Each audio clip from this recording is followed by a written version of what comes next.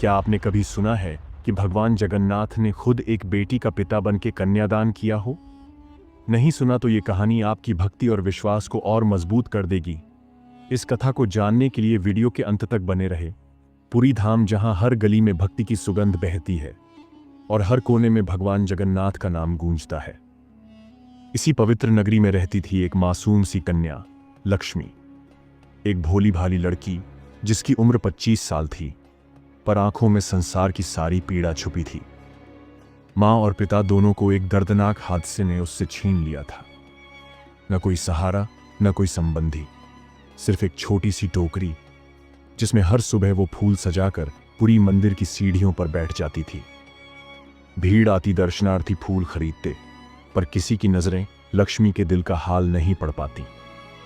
हर दिन की शुरुआत मंदिर के दरवाजे से होती और हर शाम का अंत उसी सीढ़ी पर एक ही दिशा में देखती लक्ष्मी की आंखें और एक ही अरमान से भरी उसकी प्रार्थना।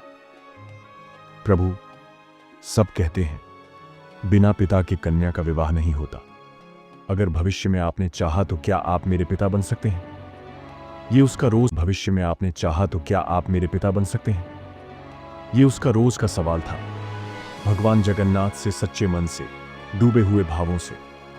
लोग उसे कभी पागल कहते, कभी दया दिखाकर सिक्का डालते, तो कभी अनदेखा कर आगे बढ़ जाते। पर लक्ष्मी को परवाह नहीं थी। उसका विश्वास अडिग था। वो जानती थी इस धरती पर सब साथ छोड़ सकते हैं, पर भगवान जगन्नाथ कभी अकेला नहीं छोड़ते। और फिर एक दिन कुछ ऐसा हुआ जिसने न सिर्फ लक्ष्मी की दुनिया बदल दी, बल्कि पुरी धाम को भी चमत्कार दिखा दिया। कुछ लोग ताना कसते हुए गुजरते, अनाथ है, कन्यादान कौन करेगा इसका? इसके तो अपने भी नहीं है। ये शब्द तीर बनकर उसकी मासूम आत्मा को चीरते। कभी कोई जोर से हंसता, जैसे लक्ष्मी की पीड़ा तमाशा है, लेकिन लक्ष्मी चुप थी। हर बार वो हल्के से मुस्कुरा देती, जैसे सब कुछ सहने की आदत बन चुकी हो। पर उसकी आंखों के कोनों में छुपे आंसू हर शाम चुपके से बह जाया करते थे। रात को जब वो अपनी छोटी सी झोपड़ी में अकेली बैठती, सन्नाटा चारों ओर होता, पर उसके मन का कोना हर रात आवाज लगाता, हे प्रभु, आप सबके दुख हरते हैं, क्या आप मेरी भी प्रार्थना सुन रहे होंगे ना? वो धीरे धीरे भगवान जगन्नाथ की मूर्ति से बात करती, अगर कभी मेरे जीवन में कोई आए तो कृपया मेरा कन्यादान आप ही करना प्रभु। आप ही मेरे पिता हैं, आप ही कुल के रक्षक। उसकी ये प्रार्थना कोई साधारण प्रार्थना नहीं थी। ये उस विश्वास का दीपक था जो आंधियों में भी नहीं बुझता। लोगों ने भले उसे अनदेखा किया हो, लेकिन भगवान जगन्नाथ कब तक चुप रहते? क्योंकि जब कोई भक्त सच्चे हृदय से पुकारता है तो भगवान स्वयं चलकर आते हैं। वो एक साधारण सुबह थी, पर लक्ष्मी को क्या पता था कि उसकी किस्मत के पन्नों में आज कुछ नया लिखा जाने वाला है। पूरी मंदिर की पावन सीढ़ियों पर फूल बेचती लक्ष्मी रोज की तरह बैठी थी। माथे पर चंदन, आंखों में श्रद्धा और मन में वही प्रश्न, क्या प्रभु कभी मेरी सुनेंगे? उसी भीड़ में एक युवक आया, सादा धोती, हल्की दाढ़ी, माथे पर भस्म और आंखों में सच्चाई की चमक। नाम था अनंत। वो दूर एक गांव से पुरी धाम दर्शन करने आया था। किसान था, लेकिन पढ़ा लिखा और ईमानदार, मेहनत को पूजा मानता था। जैसे ही उसने लक्ष्मी से फूल खरीदे, उसे कुछ अजीब सा अनुभव हुआ, जैसे ये पहली बार नहीं था। लक्ष्मी की आंखों में छुपा सूनापन और उसके चेहरे पर फैला शांत तेज उसके दिल को भीतर तक छू गया। वो बिना कुछ कहे चला गया, लेकिन अगले दिन फिर आया, फिर तीसरे दिन भी, और हर बार सिर्फ लक्ष्मी से ही फूल खरीदता। लक्ष्मी अब घबरा गई। वो गुमसुम बैठी। लड़की अचानक थोड़ा झुंझला उठी। शब्दों में डर भी था और गुस्सा भी। आप बार बार आकर क्या देख रहे हैं? कुछ क्षण खामोशी रही, फिर अनंत ने बड़ी शांत आवाज में उत्तर दिया, कन्या नहीं देख रहा, भक्ति देख रहा हूं। वो विश्वास जो इस पूरे संसार को झुका सकता है। लक्ष्मी स्तब्ध रह गई।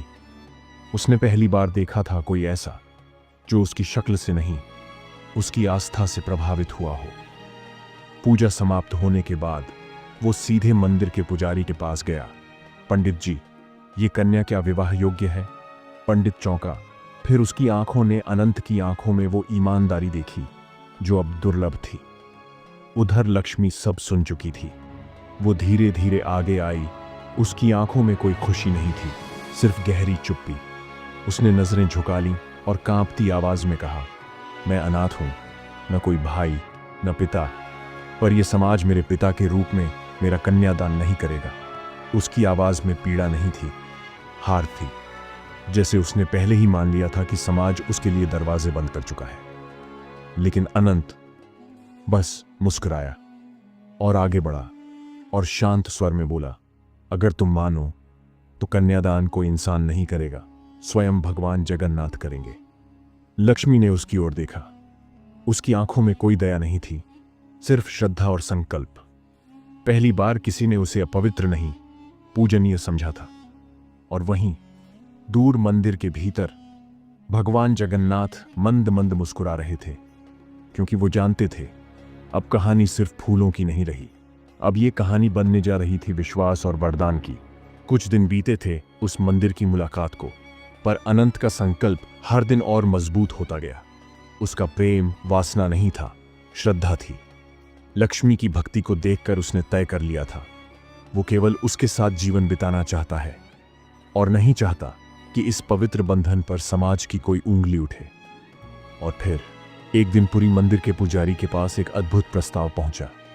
पुजारी जी, मैं लक्ष्मी से विवाह करना चाहता हूं, पर मेरी एक शर्त है, कन्यादान कोई साधारण व्यक्ति नहीं करेगा, कन्यादान स्वयं भगवान जगन्नाथ करेंगे। पुजारी के हाथ कांप गए।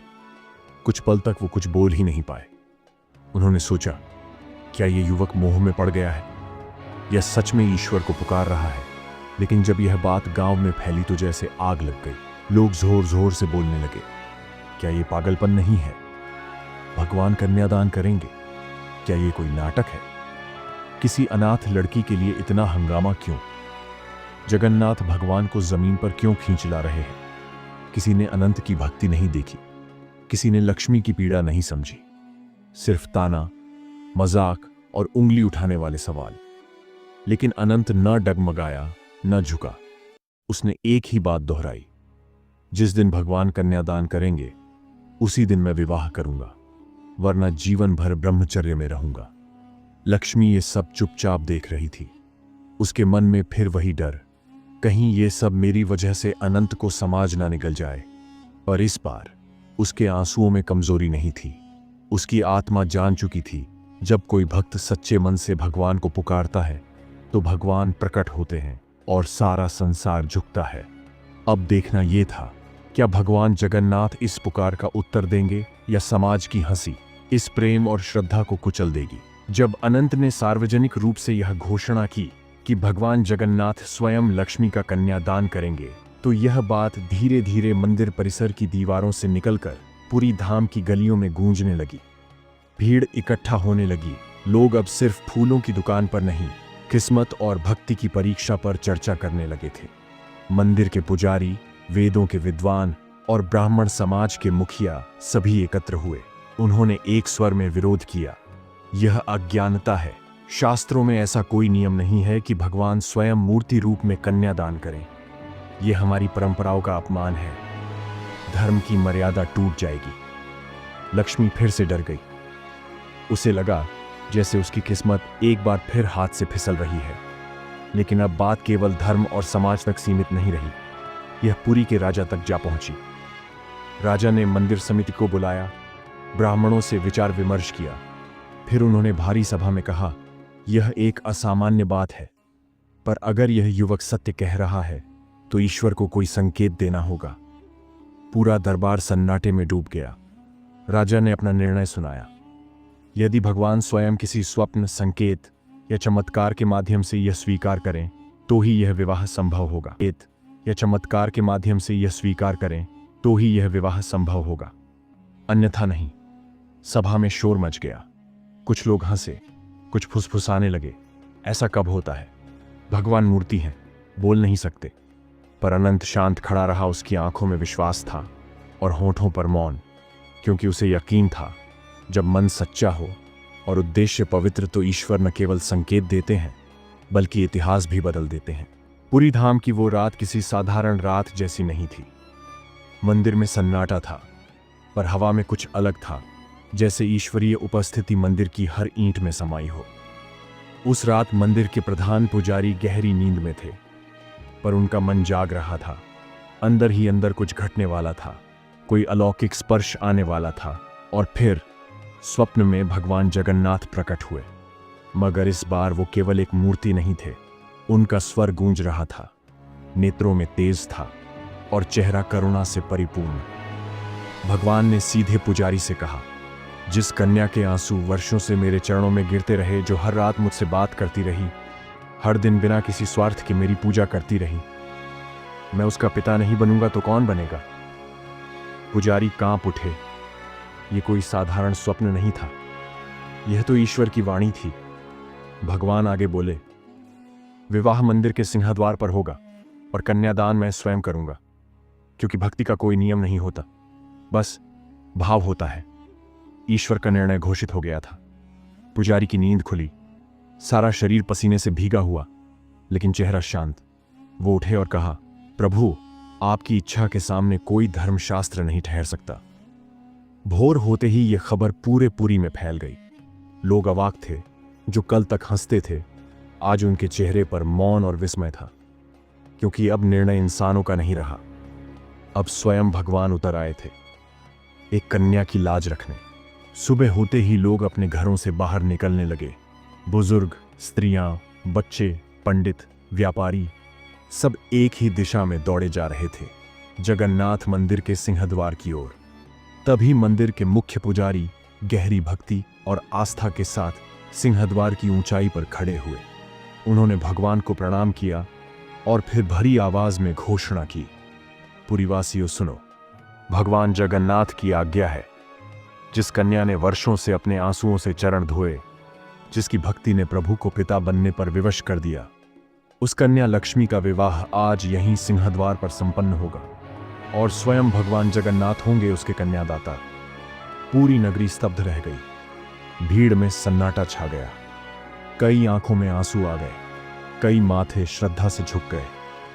जो कल तक उसे अनाथ कहते थे, आज वो उसकी किस्मत को देखकर मौन हो गए। लक्ष्मी को बुलाया गया। वो सादे वस्त्रों में धीमे कदमों से मंदिर की ओर बढ़ी।